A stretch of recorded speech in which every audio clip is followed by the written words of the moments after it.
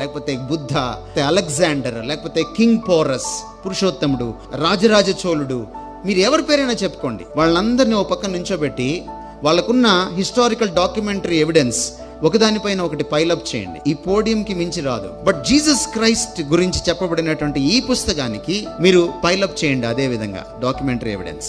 2.5 miles height వస్తుంది. అది you believe me or not. ఒక్క న్యూ టెస్టమెంట్ కి కనీసం 1 mile హైట్ వస్తుంది. అండ్ జీసస్ క్రైస్ట్ గురించి ఇందులో ఏం రాయబడిందో అదే హిస్టారియన్స్ కూడా చెప్పారు. And they are not Christian historians. They are Jewish historians, Greek historians and Roman historians. Flavius Josephus, Tacitus, Thucydides, Pliny the Younger, etc. etc. Bible ఏం చెప్తుందో యేసు ప్రభు గురించి వాళ్ళు చెప్పిన విషయాలతో మ్యాచ్ అవుతుంది.